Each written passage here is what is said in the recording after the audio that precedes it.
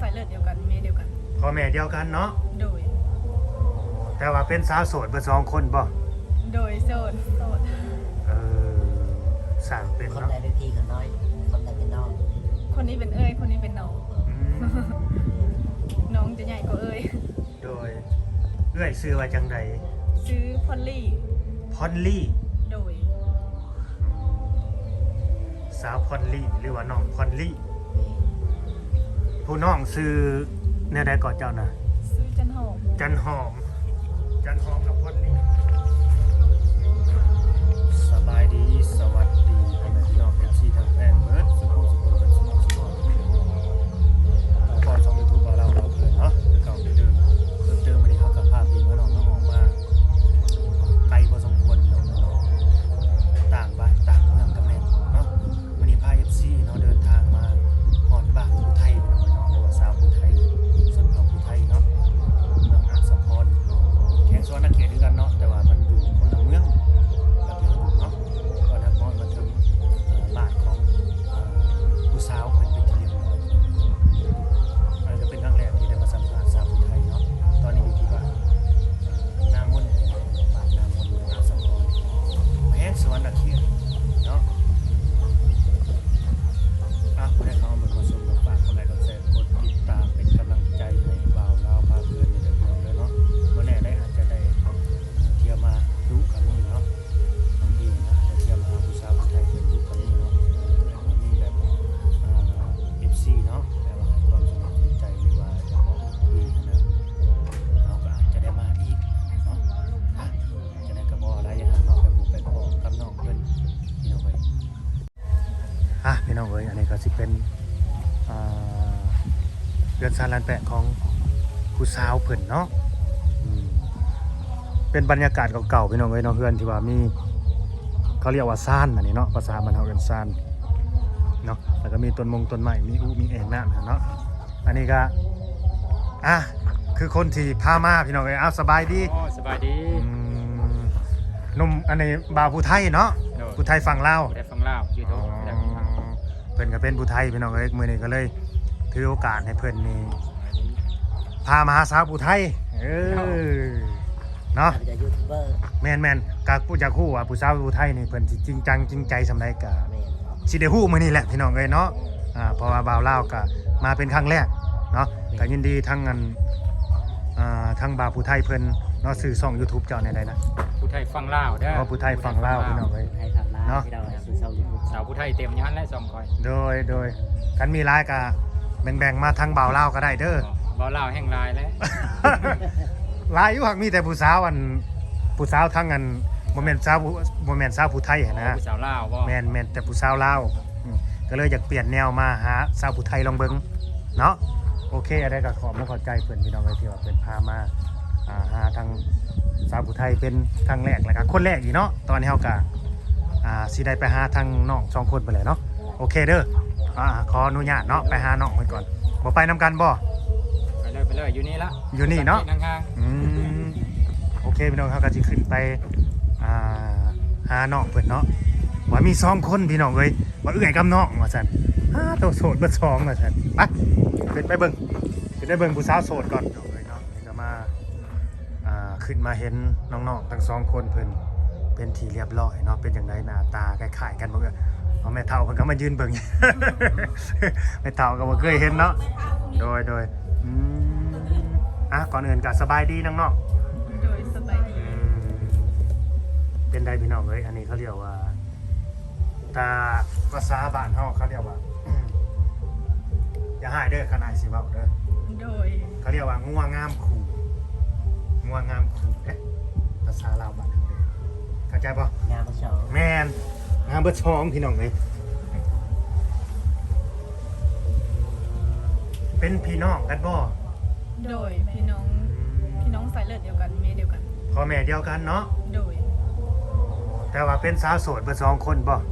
โดยโสดสั่งเป็นคนใดเป็นพี่คนน้อยคนใดเป็นน้องคนนี้เป็นเอ้ยคนนี้เป็นน้องน้องจะใหญ่กว่าเอ้ยโดยเอื้อยซื้อว่าจังใดซื้อพอลลี่โดย สาวพรลี่หรือว่าน้องพรลี่ผู้น้องซื้อแนวใดก่อนเจ้าน่ะ ซื้อจันหอม จันหอมกับพรลี่อันนี้ซื้อนี่คือพ่อแม่ตั้งให้เลยเนาะ โดย อันนี้เป็นสาวผู้ไทยเด้อพี่น้องเด้อขออนุญาตถามน้องพรลี่กับน้องจันหอมได้เรียนหนังสืออยู่ปะ ออกแล้ว จบห้องได้มอใดเนี่ย น้องออกม โอ้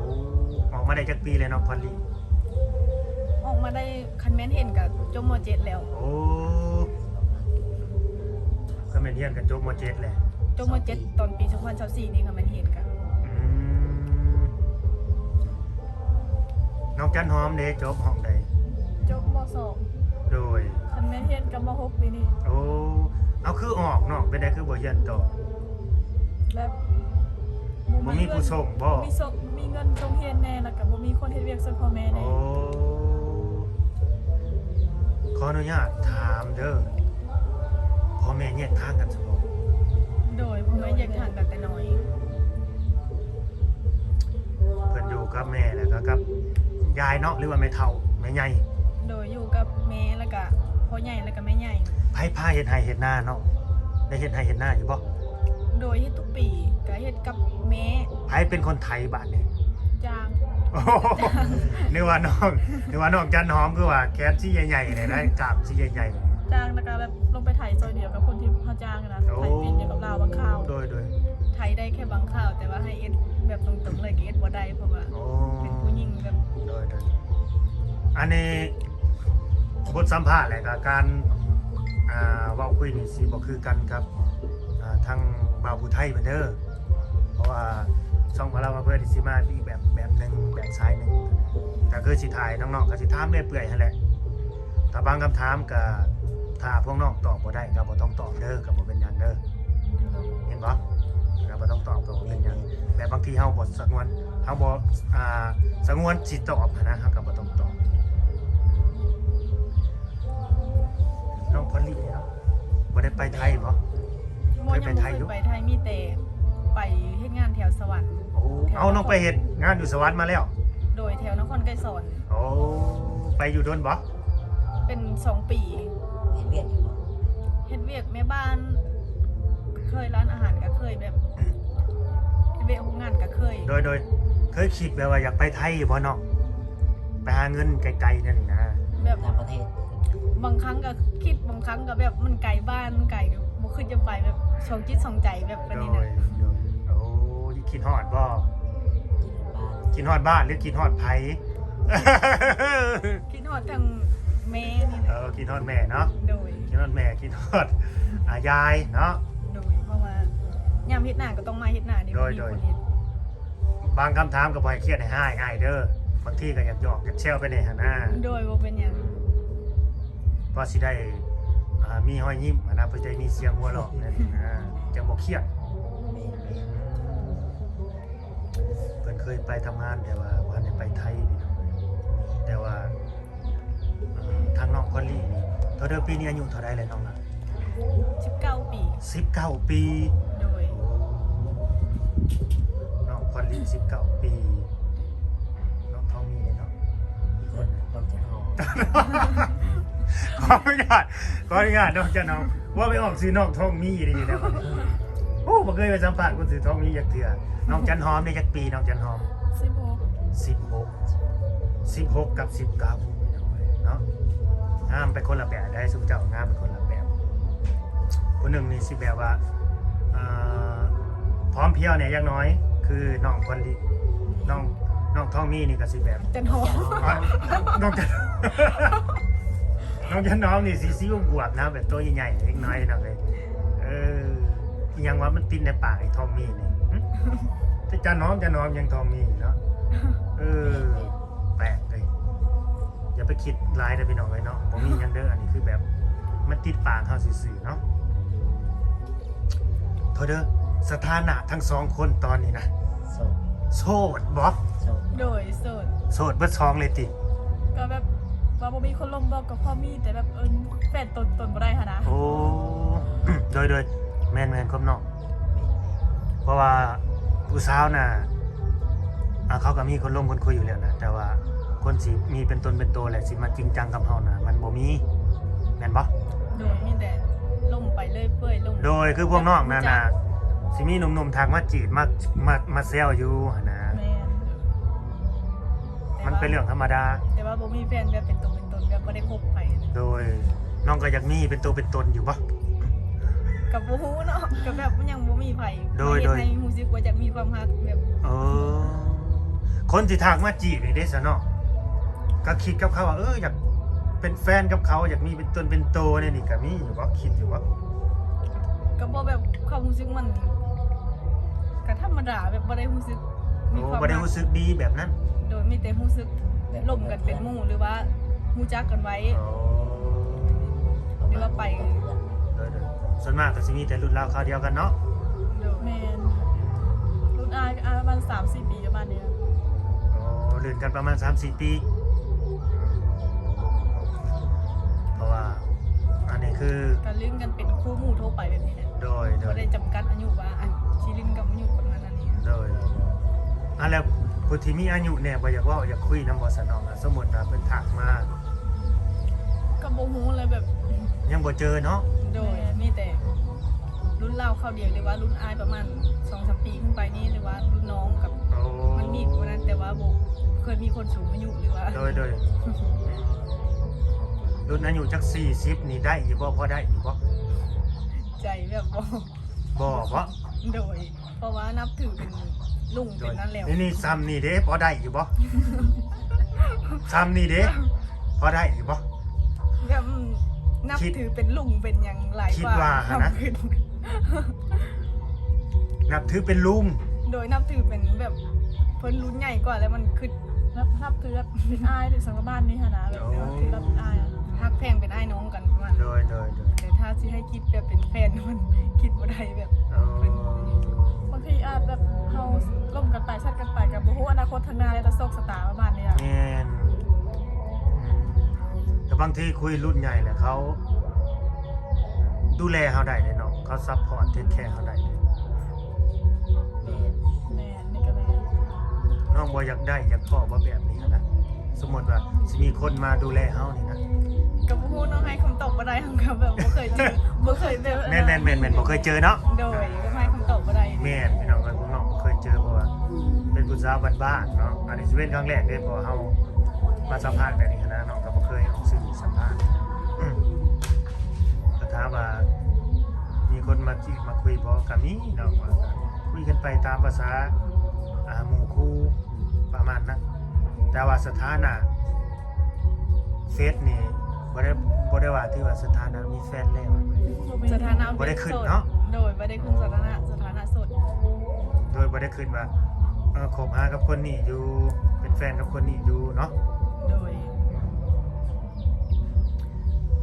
น้องมักผู้บ่าวแบบใดน้องมันเจ้านะ น้องพอลลี่บ่ แม่นพอลีมีผู้ชายในสเปคอยู่บ่ บ่มีสเปคเนาะแบบที่เลือกคนแบบอยู่นำแล้วสบายใจ โอ้ ส่วนหลายสิแพ้ความดี โดยแพ้ความดี โดยบ่ได้จำกัดหน้าตา อ๋อแพ้ โดยแพ้ความดีเจ้าสู้กับบ่เป็นหยังแม่นบ่ บ่ได้เลยจะซื้อ แพ้ความดีแบบแท้แค่เอาใจแล้วก็แบบมีเฮาแค่คนเดียวเนี่ย โอ้ บ่ฮู้จักผู้หญิงไปทั่วแบบนี้ โดย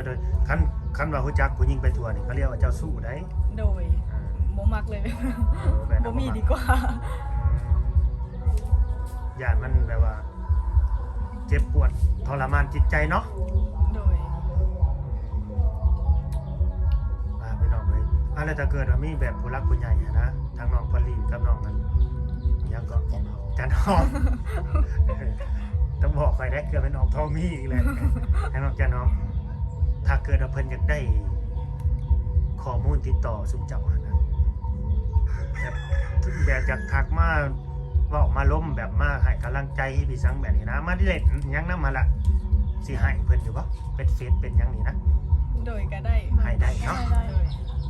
พวกน้องเล่นยังได้นี่นอกจากเฟซ มีเฟซแล้วก็แอป โอ้ไลน์บ่ได้เล่นเนาะ โดยบ่ได้เล่นไลน์ โอ้แต่อันนี้เขาจะเอาบ่เล่นไลน์เนาะ สิเน้นแต่ Facebook กับแอปมื้อแรงลงหลีกบุญอยู่บ่นี่ โดยลง ลงพี่น้องไอ้น้องจันหอมเด้บ่ลงบ่เอื้อยจะสิลงเด้อ ยังบ่ฮู้จักสิลงบ่ได้ลง บุญบ้านแบบบุญใหญ่ประจำปีโดน เนาะ ๆมีเธอหนึง แม่ปีละเทื่อก็ต้องลงแหละ โดยแทบสิบ่มีปีละเธอก็แบบบ่ได้มีแต่ดนแล้วบัดนี้ ปีแล้วก็มีบ่ บ่มี 6-7 ปีขึ้นหลังมีบุญใหญ่ ปาดเจ้า6 ปี 7 ปี อันนี้เด้อพวกน้องนี่ถ้าเกิดว่ามีคนแบบแนวใดเขามาหักมาแพงนี่เขาอยากมีครอบมีครัวอยากมาสร้างครอบสร้างครัวครับพวกน้องก็พร้อมอยู่บ่ตัวนี้พร้อมแล้วมีครอบครัวอยู่บ่ มันก็ต้องล่มกันก่อนนั่นแหละ และให้คำตอบบ่ได้ค่ะแบบคนที่เราบ่เคยล่มนั่นก็นะแบบคำที่แบบมันเคยล่มเคยว่านั่นเดียวเรารู้สึกดี โดย ก็อีกได้คำตอบอีกแบบหนึงอันนี้ค่ะ โดย ยังบ่ฮู้นิสัยใจคอคนหั่นน่ะ โดยแม่น ตอบบ่ได้ ก็ต้องได้คุยกันลบกันก่อนเนาะ โดย ก็คือเปิดโอกาสเนี่ยเพิ่นได้ล่มก่อนเนาะได้พี่น้องเพิ่นก็เปิดโอกาสได้แบบว่าอย่างว่าอยากล่มกันก่อนเพิ่นว่าถ้าบางทีแบบมันแม่นเนี่ยครูหรือว่าไซนิ่งไซแนนเฮาบางทีเว้าถือขอกันได้สัใจตรงกันน่ะมาขอน้องเด้อมาหมั่นน้องเด้อก็มีได้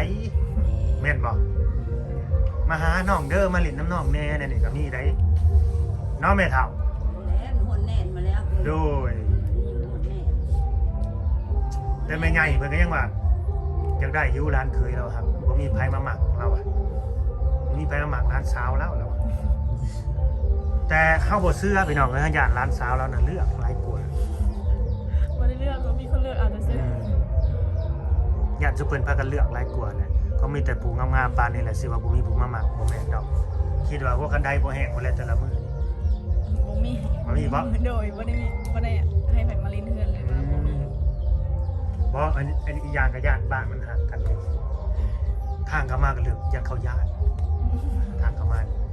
มันเปรี้ยวพวกน้องออกไปเมืองดูอยู่บ่นี่ออกไปดูอยู่บ่ ก็ บ่ค่อยได้ไป ที่ ไปแต่ มีเวียก มี งาน ยามจำเป็นอยากซื้อหันซื้อนี่น่ะ โดย แบบซื้อ อันนี้จะเป็นครั้งแรกเดินมาสัมภาษณ์แต่บ่ฮู้พวกน้องฮู้หรือบอกความหมายเด้อสิถามต่อไปนี่บางทีพวกน้องอาจจะงงคำถามว่าน้องจันหอมกับน้องหยังก่อน พอลลี่ พอลลี่น้องจันหอมน้องพอลลี่สิเปิดใจบ่เปิดใจอยู่บ่ โดยกับบ่เคยปิดใจแล้วเปิดใจลงก็ไม่ได้ปิดใจ ไม่ได้ปิดใจ โดน เปิดใจอยู่ เราเปิดใจตลอด เปิดใจตลอด เปิดใจ เปิดใจตลอดเราเด้อพี่น้องเอ้ยเนาะ หัว สาวผู้ไทยมันเปิดใจตลอดมันบ่เคยปิดใจ แม้คันเขาปิดใจเขาต้องปิดสถานะเขานะสถานะโซ่คนเดซะ ทำความพิเพศ บ่มีแฟน มีแต่คนคุย มันเป็นเรื่องธรรมดาคนคุยนะแค่เขาถามมาเขาก็ตอบไป โดยมันก็ตอบทัก โดย ทายกัน แล้วเคยทักทายเขาก่อนบ่น้องพอลีเคยอยู่ บ่ บ่ เคยอันนี้ว่า เคยเนาะ เลยโดย บ่เคยได้ว่าซั่นเคยทักทายเขาก่อน น้องจันหอมได้เคยทักไปหาแบบผู้บ่าวก่อนอยู่บ่บ่เคยเนาะ บ่เคย มีแต่ผู้บ่าวทักมาเนาะทักมาหลายคนที่เฮาบ่มักเฮาบ่สนใจก็สิตอบเขาอยู่บ่ ก็ตอบอยู่ถ้าแบบ ก็มีบางหาคนตอบคนบ่ตอบอะไร โอ้ โดยก็ บางคนแบบตอบลมเข้าคออย่างเดียวกับตอบอยู่คนเขาว่าไปทางอื่นเฮาก็บ่ตอบแซ่เขา น้องจันหอมกับเปิดใจคือกันเนาะเปิดใจแล้วเผื่อว่าสิหาแบบว่า คนมาแบบว่าเป็นเจ้ารักหรือว่าเป็นผู้นำครอบครัวเฮ็ดเวียกบ้านเวียกเรือนซอยพ่อซอยแม่ได้จะน้อยเฮ็ดให้เฮ็ดหน้าแบบนี้นะพ่อใหญ่น้องไปไสนี่ พ่อใหญ่มันเสียแล้ว โอ้โดยเสียใจนำเด้อ โดยเพิ่นเสียไปได้ เหลือแต่แม่ใหญ่เนาะ 3-4 ปีแล้วเพิ่นเสีย แสดงว่าครอบครัวเพิ่นน่ะมีแต่ผู้หญิงไว้ต่อยพี่น้องเอ้ย โดยมีแต่แม่และกับแม่ใหญ่นี่ โดย แล้วก็น้อง น้องสาวหลานคนหนึ่งแม่เพิ่นก็บอกมีผู้บ่าวทั้งใดมาจิมาเซลเพิ่นบ่ เมื่อเพิ่นก็อาศัยอยู่กับลูกไอ้ลูกก็ใหญ่แล้ว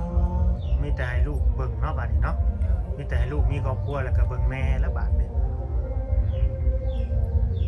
พี่น้องเอ้ยถ้าเกิดว่าผู้ใดเข้าเบิ่งมาชมเนาะอย่าว่าอย่าคุยกับน้องเพิ่นก็ทักมาแอดมาให้แอดมินเนาะเอาเฟซหรือว่าแอปเนาะเพิ่นแล้วก็ทักมาจีบมาคุยได้อันนี้ก็ดีเนาะทักมาหยอกมาแซวน้องเพิ่นได้แต่เฮาก็บ่มั่นใจเด้อว่าน้องเพิ่นสิตอบรับหรือบ่นี่ก็อีกตามน้องเพิ่นได้พี่น้องเอ้ยเนาะจะน้องว่าสิว่าทักไปแล้วบ่าวลาวเงียบกิ๊บเลยว่าจะบ่ตอบเลยก็มี ทักไปอาทิตย์1 2อาทิตย์ก็บ่ตอบกลับมา แม่น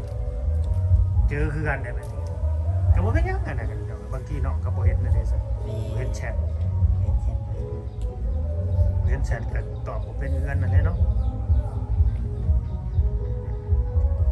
การเปิดใจนี่พวกน้องก็บ่ฮู้ดอกว่า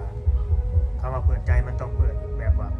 กว้างๆนะเนาะเปิดโอกาสให้เจ้าของให้คนอื่นเขาได้เข้ามารู้จักเฮาได้มาทักเฮาบางทีอันก็เจอคนดีไปบางทีก็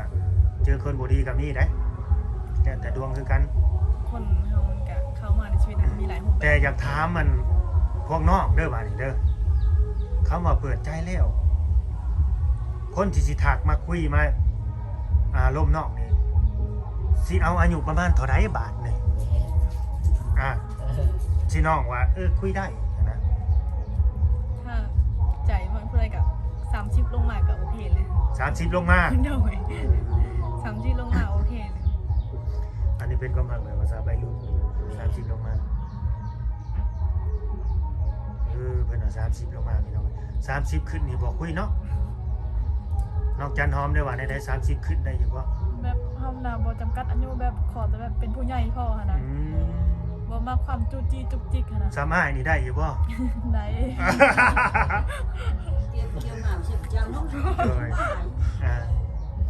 น้องว่าอายุจักปีให้เดาน้องจันหอมให้เดา ประมาณบ่เกิน33ดอกคันสูงสุดก็ เกิน33น้องคอนลี่เด้ บางทีก็อาจจะบ่ฮอด คิดว่าอายุจักปี ประมาณ28 29บ่หรือว่า เอ้ย ให้น้อยเลย เราเฮงน้อยลงไปอีก หรือ ว่า ว่า30ตรงกับบ่ฮู้เนาะแบบเป็นคนเดาบ่เก่ง โมเมนต์ได้37เลยไหม เคินคนแล้ว ว่าเป็นคนเดาบ่เก่งอยู่แล้ว 37เลยได้เอาบ่เป็นหยังพี่น้องเอ้ยอันนี้คือว่านุ่งหัวหมอนกันซื่อๆเนาะแบบว่าเปรียบเทียบให้ฟังซื่อๆเนาะเปรียบเทียบให้ฟังซื่อๆคือน้องพอลลี่เด้เนาะแม่นบ่ โดย พอลลี่นะว่า30ลงมาพี่น้องเอ้ยเนาะชื่อว่าน้องจันหอมบ่จำกัดน้องว่าขอให้เป็นผู้ใหญ่เนี่ยพอบ่เจ้าสู้อีเนาะน้องจันหอมเนาะ แม่นบ่เจ้าสู้แบบบ่จู้จี้จุกจิกนะเว้าคำใดคำนั้นหั่นนะ โอ้โดย แบบเว้าแล้วก็แล้วบ่ลำไรหลายเธอนะประมาณ โดยน้องสองคนน่ะเป็นพี่น้องเดียวกันสายเลือดเดียวกันแต่ว่าเขาเรียกว่ารสนิยมบ่คือกันได้ แม่นคนละสไตล์ แม่นแปลว่านิสัยก็บ่คือกัน โดยนิสัยก็ โด บ่ ย คือกันอีก แม่นบ่คือกัน แล้วก็ความมักก็บ่คือกัน แม่นแล้วแต่เด้อพี่น้องเด้อเลือกเอาโลดสองคนนี่เนาะเลือกบ่เลือกลมเอาเนาะว่ามักน้องหรือมักเอื้อยจะไปมักเบอร์2ได้บ่แม่นแนวเนาะให้มักคนเดียวแหละพอเฮาก็สิได้จบคลิปพี่น้องเอ้ย แม่น มันยืดมันยาวแล้วมันไกลทางเมื่อได้นี่ แม่น 70-80 ลักกูเนาะ เป็นไปอยู่เล่นบุญเองขางแรกเนาะยันมื้อเช้าบุญสิได้เมื่ออยู่เล่นบุญ เดี๋ยวอยู่คาราโบนำกันก่อน อันนี้อยู่บ่น้องว่าอยู่เล่นลำวงนำกันก่อนฮะ ดีเจลงเด้มื้อแรง วงหยังอันนี้เนาะวงหยัง วงข้าวหอม อยากมีดีเจมาลงเนาะ โดยมาแล้วตัวไปตัววัน ถ้าสนใจเนาะเรียนเมื่อบ่ได้อยู่กันมันอยู่พี่น้องเอ้ยเนาะก็หากก็สิได้จบคลิปเนาะสุดท้ายก็ขอให้ทั้งน้องเป็น2คนเนาะให้อยู่ดีมีแห้งแล้วก็สมหวังสมหวังเนาะถ้าเกิดว่าสิได้เจอเนื้อคู่หรือว่าคนที่มาจีบมาเซลก็ขอให้เจอคนที่ว่า ดีเนาะ ดีแล้วก็จริงจังจริงใจอะไรเจอคนดีๆเนาะสิ่งดีๆเข้ามาในชีวิตจริงๆพันก็คือเมื่อมาหลอกมาลวงมาตัวกันเด้อพี่น้องเลยเนาะมาหลอกมาลวงพวกน้องๆอะไรเนาะเพราะว่าสงสารเนาะเป็นผู้หญิงแบบว่ามันบ้านกับแมนและเพิ่นก็ บ่มีผู้ชายพี่น้องเอ้ยเนาะอยู่ในครอบครัวก็ได้นี่เนาะมีหยังเพิ่มเติมบ่เจ้าบ่มีก็สิได้ลาเลยได้สบายดีน้องๆ เลย โดยสบายดี